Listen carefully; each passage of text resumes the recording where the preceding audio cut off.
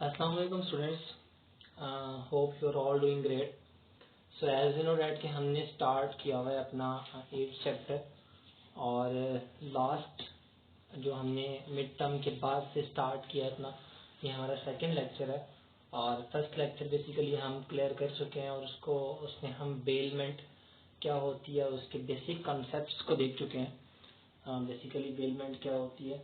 सो यहाँ पे हम स्टार्ट करेंगे बेली और बेलर को। बेसिकली हमने लास्ट टाइम देखा था कि बेलर कौन होता है, बेली कौन होता है और इनके दरमियान में रिलेशनशिप क्या होती है, उसको हम क्या नाम देते हैं और इन दोनों के दरमियान में जब कोई चीज़ एक्सचेंज होती है या फिर कोई चीज़ ट्रांसफ़र होती है तो वो पर्टिकुलर पर्पस के बाद, एक ख़ास पर्पस के बाद वो रिटर्न की जाती है जो कि अपनी असली फॉर्म में होनी चाहिए। सो हम जो स्टार्ट करने वाले हैं अभी उसके अंदर चीज़ ये है कि बेलर और बेली दोनों के ऊपर राइट्स होते हैं। सो पहले हम कोशिश करेंगे कि दोनों को देखें और उसके राइट्स देख लें और उसके बाद बेलर के राइट्स देख लें, बेली के राइट्स देख लें और फिर हम जो है उसको रिपीट करेंगे, अपने पूरे चैप्टर को सम अप करेंगे। सो डायरेक्ट चलते हैं अपने स्लाइड के अंदर जो कि हमारी 6th या 7th स्लाइड है। बेली, ड्यूटीज ऑफ बेली। बेली कौन होता है आपको याद होना चाहिए। लास्ट लेक्चर के अंदर जो मैंने आपको कॉन्सेप्ट दिए हैं उसमें बेली के बारे में बताया गया है कि बेली वो पर्सन होता है जिसको चीज़ दी जा रही होती है, जो चीज़ का मालिक नहीं होता उसको हम बेली कहते हैं। सो अब बेली के ऊपर कुछ रिस्पॉन्सिबिलिटीज आती हैं, कुछ उसकी ड्यूटीज बन जाती हैं, उसने उसके अकॉर्डिंग एक्ट करना होता है अकॉर्डिंग टू बेलमेंट कॉन्ट्रैक्ट। जो भी उन दोनों ने, बेलर और बेली ने कॉन्ट्रैक्ट किया है बेलमेंट के अंदर, तो उससे रिलेटेड बेली की कुछ ड्यूटीज हैं, उसकी कुछ जिम्मेदारियां हैं जो उसको बेलमेंट के अंदर पूरी करनी होती है अगर उसको बेलमेंट का कॉन्ट्रैक्ट खराब नहीं करना तो जैसे ही बेलमेंट के कॉन्ट्रैक्ट में बेली या बेलर आता है तो उन दोनों के ऊपर अपनी अपनी जिम्मेदारियां आ जाती हैं जो कि उन्हें पूरी करनी है। सो स्टार्ट करते हैं। Remember, duties of bailee can be called as right of bailor. Simple सी बात है, जब एक बंदे के ऊपर एक ड्यूटी आती है तो दूसरे के वो राइट बन जाता है। सो ये सारे के सारे राइट्स, बेली के सारी ड्यूटीज जो हैं वो राइट बन जाएंगी बेलर के। क्लियर? जैसे मैं आपको समझाने के लिए कह सकता हूँ कि एक बाप की जिम्मेदारी होती है कि वो अपने बेटे को अच्छी तालीम दे और अब एक बेटे उसी तरह से बेटे के ऊपर जिम्मेदारी रहती है कि वो अपने बाप की रिस्पेक्ट करे। जहाँ पे उसकी जिम्मेदारी ड्यूटी आ रही तो उसके भी राइट आ जाता है कि वो मेरी रिस्पेक्ट करें। सो इसी तरह से जहाँ पे बेली की ड्यूटी होगी वहीं पे राइज होगी बेलर का राइट। सो स्टार्ट करते हैं रीजनेबल केयर। अब मैंने आपको शुरू में बताया था कि बेली वो बंदा है जिसको चीज दी जा रही है और इन्होंने लिख दिया है कि रीजनेबल केयर, कि जितनी वो उसकी एहतियात कर सकता है उसकी एहतियात करे, जितना उसे संभाल के रख सकता है उस पर्टिकुलर चीज को उसको संभाल के रखे। Bailee should take reasonable care of a goods of bailor. Bailor से ली गई हुई चीज जो बेली ने ली है उसकी उस मूवेबल, उस रीजनेबल जितनी उसकी केयर कर सकता है उसकी केयर करे। पहला point, if is any loss, अगर कुछ नुकसान हो जाता है टू द गुड्स, चीज को, due to the bailee's negligence, उसकी लापरवाही की वजह से, the bailor is entitled to recover the loss from the bailee. तो बेलर को ये हक हासिल है, बेलर का ये राइट है कि जो नुकसान बेली ने किया है वो बेलर उससे पूरा करे। सो पहला पॉइंट हम देख रहे हैं बेली, ड्यूटीज ऑफ बेली के अंदर जो कि इम्पोर्टेंट है कि जितनी भी केयर बेली उस चीज की कर सकता है जो कि बेलर से ली गई हुई है वो उसकी केयर करे। अगर उसने अपनी तरफ से पूरी केयर की, अगर फिर भी उसकी किसी लापरवाही की वजह से उसकी उस चीज को नुकसान होता है तो बेलर के पास ये राइट आ जाता है, बेलर की ये राइट उसका बन जाता है कि वो नुकसान की भरपाई जो है वो किससे करे, बेली से करे, जो भी उसने नुकसान उसका उस पर्टिकुलर चीज के लिए किया है। Got it? After that second point है not to make an unauthorised use. अब अगर बेलर ने बेली को कहा था कि ये गाड़ी आपने यहाँ पे रखनी है अपने गैराज के अंदर, और इस गैराज के रखने के मैं आपको 200 दूंगा सुबह, और मैं सुबह गाड़ी ले जाऊंगा। अब उसके बाद ये अनऑथराइज्ड यूज का मतलब अब ये नहीं है कि वो गाड़ी को इस्तेमाल करता फिरे, उसको ले जाए इस्तेमाल करे, ये बिल्कुल गलत बात है। अनऑथराइज्ड यूज का मतलब क्या है कि उसको अथॉरिटी नहीं है उसके इस्तेमाल करने की, और वो उसने फिर भी किया है। The contract of bailment is voidable, वहां पे ये बेलमेंट खत्म हो जाएगी at the option of a bailor. Bailor के पास ये ऑप्शन होती है, the bailee does not any authorise use of goods bailed. अब अगर वो एक तो उन्होंने कंडीशन बता दी कि अगर वो उसको कहता है कि उसको इस्तेमाल करना ही नहीं है, एक तो पर्पज है ना, पर्पज का कुछ है ही नहीं, बस वो उसको चीज देके चला जाता है, तो वो बेलमेंट में नहीं आता, वो वॉइडेबल हो जाता है। ठीक है, अब ये चीज उसे पकड़ा दी और उसको कुछ कहा नहीं कि सुबह ले लूंगा, एक बेली ने भी नहीं कहा कि मुझे किसी खास पर्पज के लिए वो चीज चाहिए। अब उसको सिर्फ वैसी चीज दे दी गई तो वो वॉइडेबल कॉन्ट्रैक्ट है। The contract of bailment is voidable eight the option of bailor. Bailor के पास ऑप्शन होता है उसको वॉइडेबल करने का, if the bailee does not any authorised use of good. अब उसको इस्तेमाल करने का कोई पर्पज है ही नहीं, उसको चाहिए ही नहीं, और वो कॉन्ट्रैक्ट बनाया जाए तो वो कॉन्ट्रैक्ट है ही क्या। अब चीज जो दी जा रही है, ट्रांसफर की जा रही है, बेलर से बेली को जा रही है, अगर उसका कोई पर्पज नहीं है, अगर उसका कोई मकसद नहीं है उसको इस्तेमाल करने का, तो उसको हम किस सेंस में लेंगे, उसको इस सेंस में लेंगे कि वो बेलमेंट नहीं है, वो वॉइडेबल कॉन्ट्रैक्ट है। सो सेकंड में, अगर bailee has to compensate any loss during unauthorised use of, अगर बेली ने अनऑथराइज्ड उस चीज का इस्तेमाल किया है, अगर बेली ने उसको इस तरह से इस्तेमाल किया जो कि उसको इजाजत नहीं थी और उसने उसका नुकसान किया है, तो इसका भरपाई क्या होगी? डेफिनेटली बेली को उसकी भरपाई करनी पड़ेगी। Bailee has to compensate any loss, bailee वो लॉस पूरा करेगा, वो नुकसान पूरा करेगा during unauthorised use of goods bailed, क्योंकि गलत तरीके से बेली ने उसको इस्तेमाल किया उस पर्टिकुलर चीज को। So not to mix goods with his own goods. अब उसने अपनी चीजों के साथ मिला नहीं देनी, वो चीज इस तरह की है कि अगर वो दो तीन चीजों के साथ मिले तो वो मिक्स हो जाती है और वो दोबारा आइडेंटिफाई नहीं हो पाएगी। तो बेलर जिसने चीज दी हुई है उसको जो उसने तो दे दी है, अब बेली की ये जिम्मेदारी है, बेली की ये ड्यूटी है कि वो अपनी चीजों के साथ इसको मिक्स ना करे। Bailee should not mix his own goods with the goods of a bailor. Bailee किसी भी तरह से, मतलब क्या आप कह लें कि चावल है, उनका डिफरेंट किस्म के चावल है, उनके डिफरेंट किस्म के चावल है, तो वो इसको अब उसने उससे चावल लिए तो वो सेपरेट रखेगा उसे, ना कि अपनी गुड्स में उसको मिक्स कर लेगा, इस तरह की कोई चीज कर लेगा। सो बेली की ये ड्यूटी है, बेली के ऊपर ये जिम्मेदारी है कि बेली ने जो चीज ली है उससे, वो उसको किसी भी तरह से मिक्स नहीं कर सकता, अपनी चीजों के साथ मिला नहीं सकता जो कि उसने बेलर से ली है। Next, to return the goods, चीजें वापस करना। It is essential for the bailment, bailment के अंदर ये लाजमी है कि that when the purpose is accomplished the good must be return. हमने शुरू में ही पढ़ा था, जब पर्पस कंप्लीट हो जाता है, जब वो मकसद कंप्लीट हो जाता है, जब जिस पर्पस के लिए वो ली गई है वो कंप्लीट जैसे हो जाता है, तो आपको वो चीजें वापस करनी है इन द ओरिजिनल कंडीशन, जो कि ओरिजिनल कंडीशन में होंगी, जिस तरह से ली गई थी उसी फॉर्म के अंदर वापस करनी है।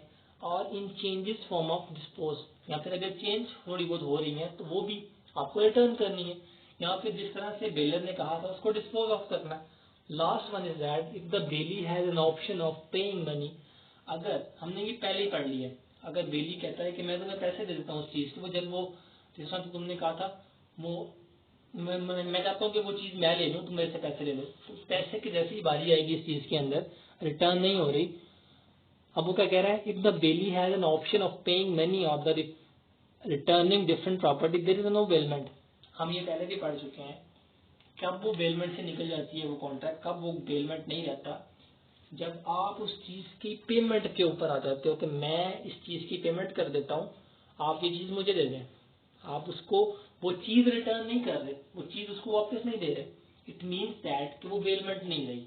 अगर वो पैसे ले लेता है और वो चीज उसे दे ही देता है तो वो बेलमेंट नहीं रही। बेलमेंट के अंदर क्या होता है, आपने जो चीज ली है, आपने उसी तरह से वो चीज़ वापस करनी है। अगर उसमें कोई नुकसान हो जाता है तो वो उस नुकसान से बता के वापस करनी है और उस नुकसान की भरपाई करने वाला चीज़ वापस आएगी, या फिर उसे कंप्लीट डिस्पोज ऑफ करना है, उसे ख़त्म करना है अकॉर्डिंग टू बेलर, जिस तरह से बेलर ने बताया उस तरह से।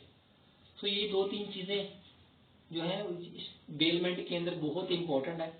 आपको ये बहुत ध्यान से कंसेप्ट को क्लियर करना है, उसको पढ़ना है कि बेसिकली बेलमेंट बनती कब है, बेलर और बेली का इसके अंदर रोल क्या होता है, ये चीज़ें आपको देखनी है। ड्यूटीज ऑफ अ बेली, 5वां पॉइंट।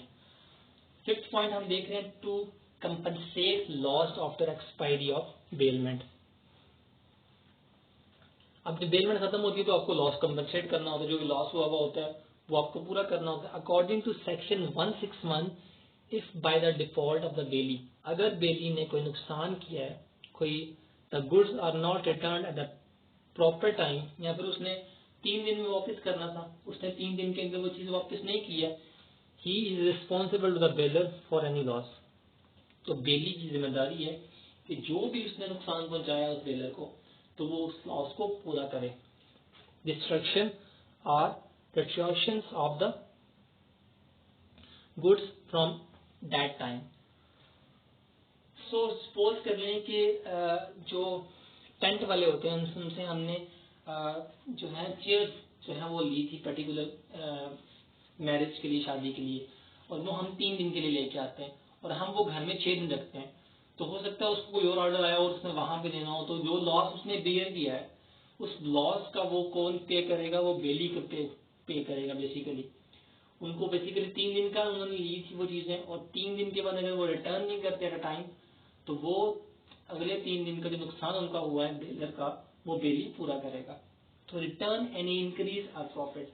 हम 6वां पॉइंट देख रहे हैं, the bailee is bound to deliver. Bailee जो है वो बाउंड है किस चीज के अंदर, the bailee is bound to deliver the baler.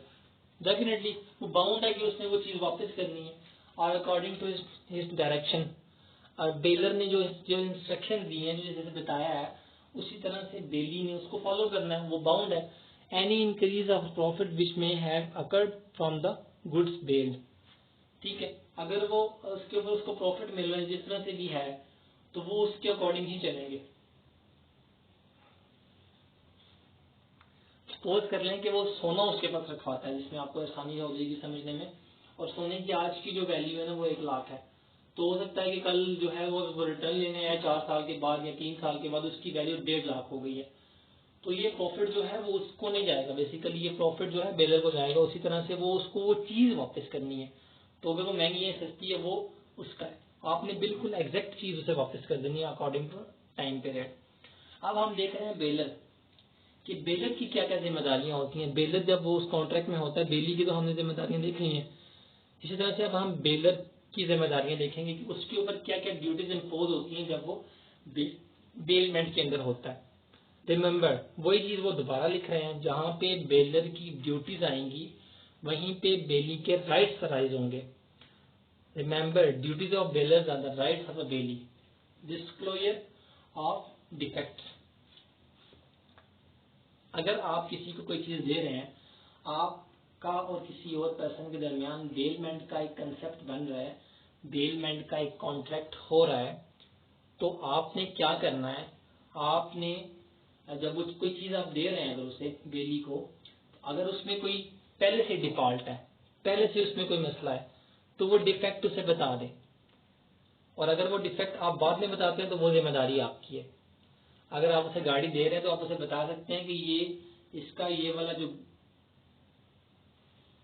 Mirror है वो ऑलरेडी डैमेज है, मैं आपको पहले बता देता हूँ। ये नहीं कि सुबह आके मैं कहूँ कि ये मिरर कैसे डैमेज हो गया। तो आपने उससे वो इंपॉर्टेंट चीजें बतानी है, अगर ऑलरेडी आपकी चीज को नुकसान है या उसकी स्पेसिफिक चीजें हैं तो।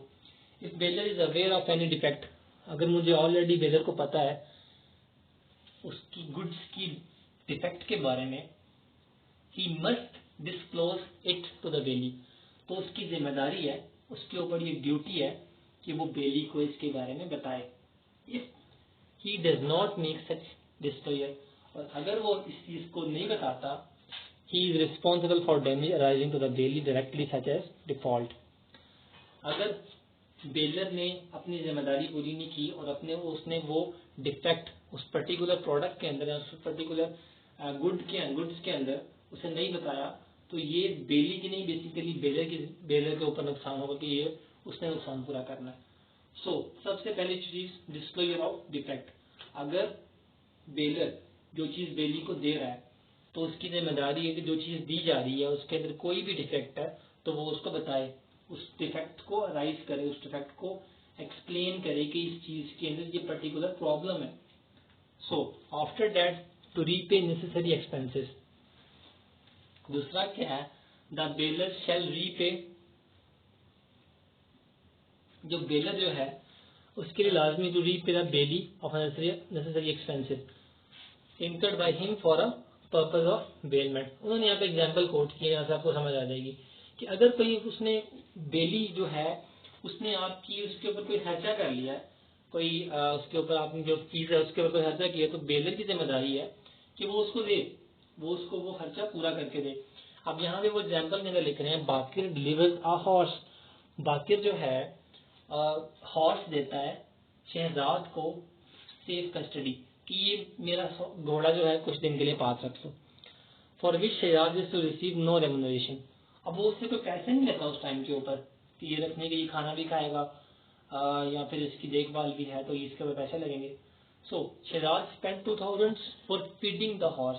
अब उसने 2000 का उससे खाना खिलाया एक वीक में.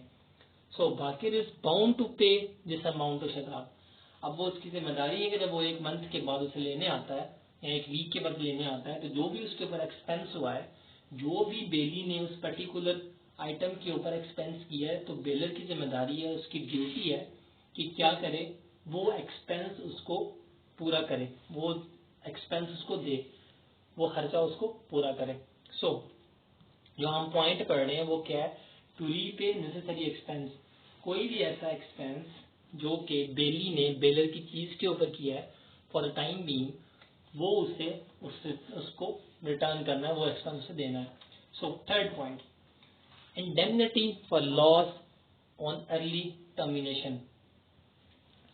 अब यहाँ पे वो कह रहा है कि अगर वो जल्दी खत्म कर देता है, वो बेलमेंट को पहले खत्म कर देते हैं, चीज पर्पस खत्म होने से पहले उसको नुकसान हो जाता है. अब बेलर जो है, बेलर की जिम्मेदारी है कि वो अब वेट करे. अगर उसने 3 दिन के लिए चीजें दे दी है तो वेट करे उस चीज का, और 3 दिन के बाद जब वो काम हो जाए, उसका पर्पस कंप्लीट हो जाए, शादी उनकी खत्म हो जाए, तब डिमांड करे कि ये मुझे वापस दे दो आप.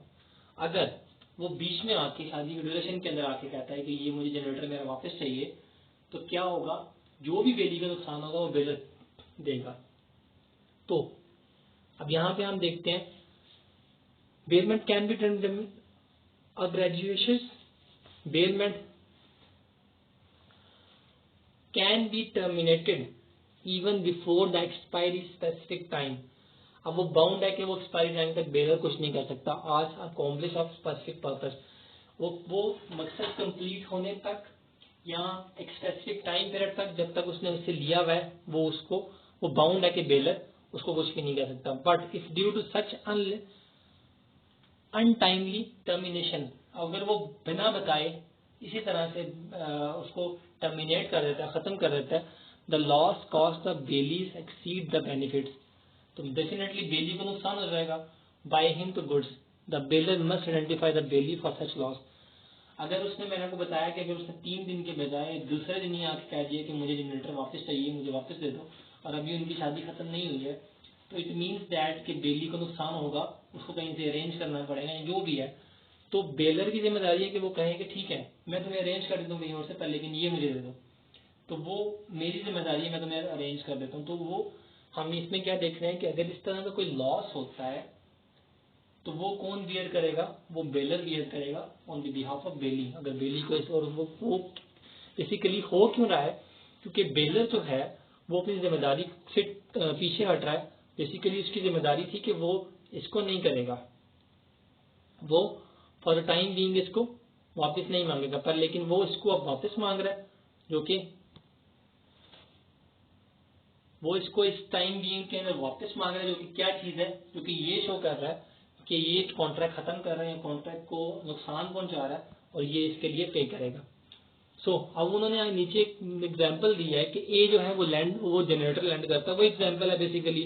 बी से वो उधार में जनरेटर ले रहा है for use in the function of the to be conducted in the evening 4 सितंबर के फंक्शन के लिए उसने ए ने बी से जनरेटर लिया। B was using generator in his function, वो अपने फंक्शन में उस जनरेटर को इस्तेमाल कर रहा होता है। A demand return for a generator during the function की ड्यूरेशन में आके वो कहता है कि मुझे मेरा जनरेटर चाहिए। If A compels the return, A अब उसको वापस कर देता है। He must indemnify B for the loss. अब जो उसको लॉस हुआ है वो घंटे में उसको अरेंज करना पड़ा है, जिस तरह भी जो भी उसको मसला हुआ है, तो वो लॉस जो है वो बेलर बियर करेगा।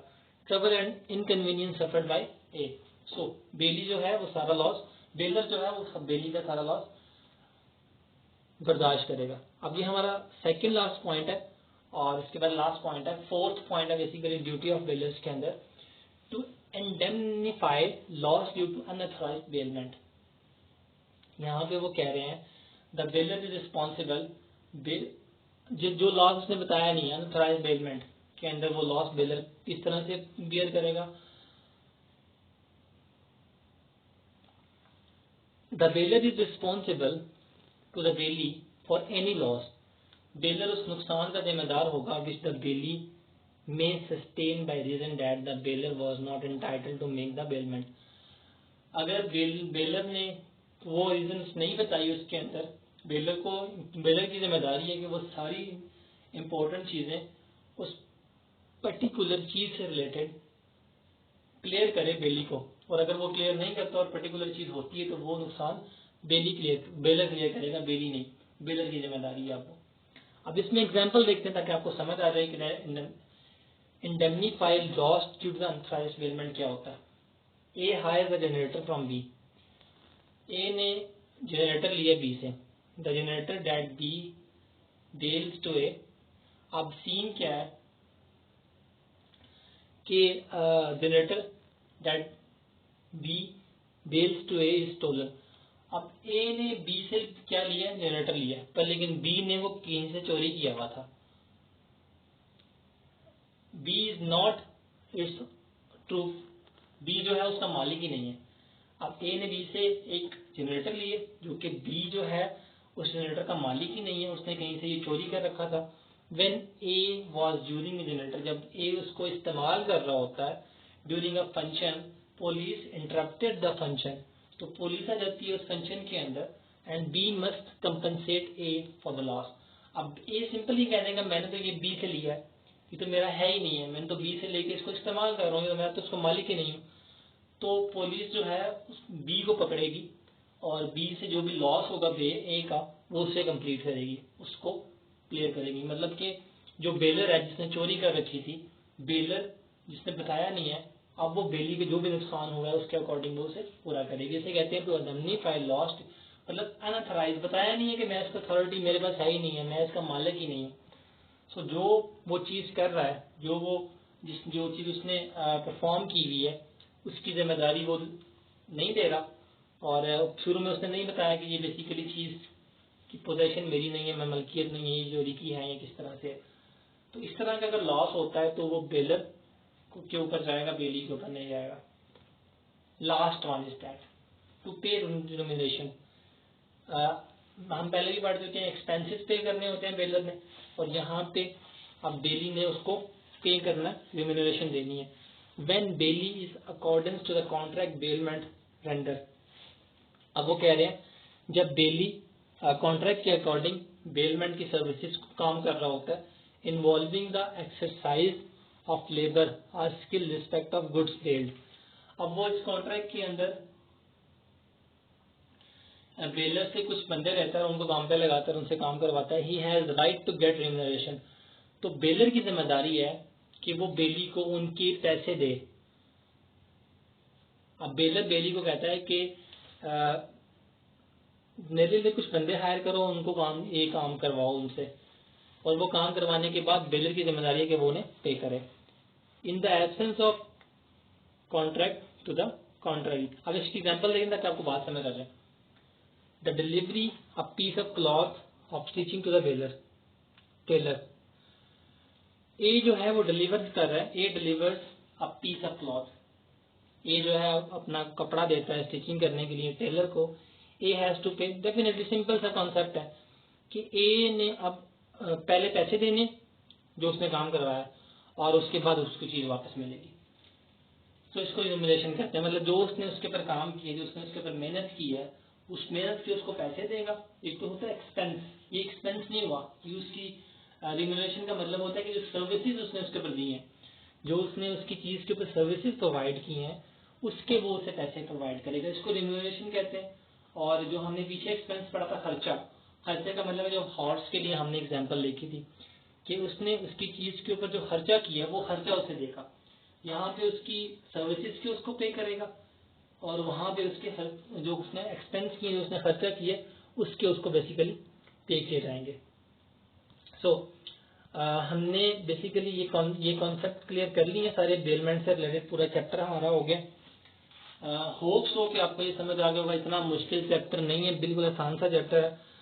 3-4 मिनट के अंदर हम कोशिश करेंगे कि हम होल चैप्टर को समअप करें ताकि आपके जो है वो तो पहला वीक की जितना भी आपका डाटा है, जो इम्पोर्टेंट डाटा जो आपको डिलीवर करना था वो डाटा डिलीवर हो जाएगा। बिल्कुल सिंपल से कॉन्सेप्ट में मैंने आपको शुरू में ही कह दिया कि कोशिश करो इनिशियल स्टेज शुरू से ही थोड़ा थोड़ा पढ़ना स्टार्ट करो। आपकी अगर बुक के अकॉर्डिंग जाए तो ये जस्ट 4 पेजेस बनते हैं आपके, और अगर 4 पेजेस आप स्टडी करो तो आपके 20 मिनट लगेंगे इसको स्टडी करने में, और आपको चीज समझ आ जाएगी कि बेसिकली इसको सामने रखें, एक दफा इसे सुन लें, एक दफा बुक से रीडिंग कर लें, आपकी पूरे वीक की जो आपका चैप्टर है वो क्लियर हो जाएगा। आपकी बिजनेस लॉ बहुत ज्यादा इजी बुक बनाई गई है, बहुत ज्यादा आसान बुक बनाई गई है। सो काइंडली उसे एक दफा रीड कर लें, उसके बाद जो है आप उसको एक दफा लेक्चर को सुन लें। आपको बिल्कुल जरूरत नहीं रहेगी फाइनल टर्म तक कि आप इसे देखें, फाइनल टर्म में जाके इसको रिवाइज कर लें और अच्छे से आप फाइनल टर्म दे पाएंगे। सो इम्पोर्टेंट चीज है हमारी, हम टाइम वेस्ट किए बिना उसको एक दफा रिवाइज कर लेते हैं कि बेसिकली हमने पढ़ा क्या है। होल पिक्चर में आपको दिखा देता हूँ एक दफा। डेफिनेशन देखिए हमने बेलमेंट की, बेसिकली बेलमेंट क्या होती है, और दो पार्टीज देखी हैं कि कौन कौन सी पार्टीज होती हैं, एक बेलर होता है और एक बेली होता है। इसके अंदर हमने देखा कि बेलर जो होता है वो अपनी कोई ना कोई चीज किसी खास पर्पज के लिए बेली को चाहिए होती है, वो बेली को देता है, और वो पर्पज खत्म होने के बाद बेली ने वो चीज बेलर को रिटर्न करनी होती है, बिल्कुल उसी फॉर्म में जिस फॉर्म में उसने ली है, एक चीज या सेकंड चीज, या फिर उसको डिस्पोज ऑफ करे जिस तरह से बेलर ने कहा है उस तरह से, या तो जिस तरह से कोई उसमें अमेंडमेंट्स की हैं तो वो उसके अकॉर्डिंग उसको वापस करे, वो उसका मालिक नहीं बनता। तो ये बेसिकली बेलमेंट होती है। उसके बाद इसको कॉन्ट्रैक्ट का नाम दिया जाता है, हमने पीछे जो डेफिनेशन पढ़ी है उसको अगर हम कॉन्ट्रैक्ट का नाम देते हैं तो बेलमेंट कॉन्ट्रैक्ट कहते हैं। किसी खास पर्पज के लिए काम किया जाता है, बेली को या बेलर को किसी खास पर्पज के लिए वो चीज उसे दी जाती है, और वो खास पर्पज कंप्लीट होने के बाद उस चीज को वापस कर दिया जाता है। इसके बाद डिलीवरी ऑफ गुड्स, कोई ना कोई चीज मूवेबल गुड्स जो है, कोई ना कोई मूवेबल चीज जो है वो डिलीवर की जाती है, वो बेसिकली दी जाती है बेलर की तरफ से बेली को, और वो पर्पज कंप्लीट होने के बाद वो उसी तरह से वापस कर दी जाती है। इसके अंदर फोर्थ पॉइंट है कि ऑनरशिप चेंज नहीं होती। ऑनरशिप चेंज ना होने का मतलब क्या है कि अगर 3 दिन बेली के पास वो चीज रही है तो इट मीन्स दैट कि 3 दिन तक वो उसका मालिक है, पर लेकिन उसको मालिक वो पोजेशन चेंज नहीं होगी, वो उसका एक्चुअल मालिक नहीं बन गया। 3 दिन के बाद उसको उसका जो वाकई में मालिक है उसको वापस करनी है। सो कोई ओनरशिप चेंज नहीं होती।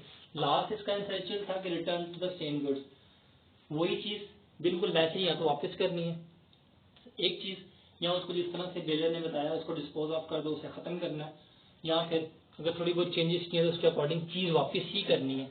अगर आप उसको पैसे दे रहे हैं कि ये मुझे दे दो और ये पैसे ले लो, तो वो बेलमेंट नहीं रहती, वो बेलमेंट से वो कॉन्ट्रैक्ट खत्म हो जाता है, वो आगे निकल जाता है। वो बेलमेंट को हम बेलमेंट नहीं कहते। उसके बाद ड्यूटीज आती है बेली की। बेली की ड्यूटीज में सबसे इंपॉर्टेंट चीज क्या आती है कि उसकी टेक केयर करनी है, उसको ध्यान से रखना है। अगर कोई नुकसान उसकी वजह से होता है तो वो उसकी कोई लापरवाही की वजह से, बेली के लापरवाही की वजह से कोई नुकसान हो रहा है तो बेलर को वो बेली पूरा करेगा। इसके बाद कोई ऐसा इस्तेमाल नहीं करना उसका क्योंकि उसको अथॉरिटी नहीं है, ठीक है। और अगर इस तरह का कोई इस्तेमाल करके उसे कोई नुकसान हो जाता है तो बेली ने वो नुकसान भी पूरा करना है।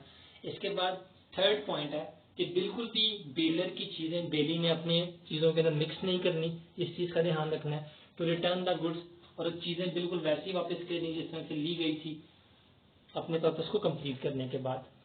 लास्ट 2 पॉइंट्स हैं to compensate loss after expiry of the bailment.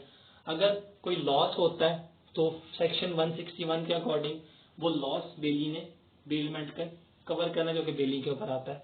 तो रिटर्न एंड इंक्रीज और प्रॉफिट, अगर उस चीज़ के ऊपर प्रॉफिट लग जाता है, कोई चीज़ उसकी बढ़ जाती है, तो फिर भी उसी तरह से ही बिल्कुल वापस करना है उसको बेलर को, बेली ने। जहाँ पे इसके बाद बेलर की ड्यूटी स्टार्ट होती है, जिसमें सबसे पहले बेलर ने हाईलाइट करना है अगर उसकी चीज़ के अंदर कोई डिफॉल्ट है, डिफेक्ट है, तो वो उसको हाईलाइट करे और बेली को पहले ही बता दे। उसके बाद तो रीपे नेसेसरी एक्सपेंसेस, अगर कोई एक्सपेंसेस की जो हमने हॉट से एग्जांपल देखी थी कि बेली ने अगर कोई बेलर की चीज़ के ऊपर एक्सपेंसेस किए तो बेलर की जिम्मेदारी है कि वो बेलर को सारे एक्सपेंसेस दे।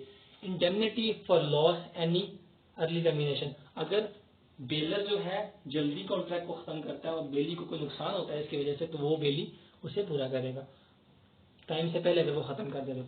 इसी तरह से हमने एक एग्जाम्पल देखी चोरी वाली कि अगर बेलर ने वो चीज़ चोरी की हुई है तो बेलर वो उस चीज़ का जिम्मेदार है, बेली की कोई जिम्मेदारी नहीं है उसके ऊपर। अगर पुलिस को छापा वगैरह इस तरह से पड़ जाता है, जो हमने एग्जाम्पल देखी है, तो बेलर जिम्मेदार है उसका, बेली बिल्कुल भी नहीं जिम्मेदार होगा। ये बेली की बेलर की ड्यूटी है। लास्ट में हमने देखा कि अगर बेली ने कोई मेहनत किया, उसके ऊपर काम किया उस चीज़ के ऊपर, और उसकी कोई रेम्यूनरेशन बनती है, उसकी कोई उजरत बनती है, तो वो बेलर की जिम्मेदारी है कि वो उसे दे। तो यहाँ तक हमारा चैप्टर कंप्लीट हो रहा है। होप्स हो कि आपको समझ आ गई होगी। अगर क्वेश्चंस या क्यूरीज हैं तो आप कर सकते हैं। और बिल्कुल सिंपल सा चैप्टर है।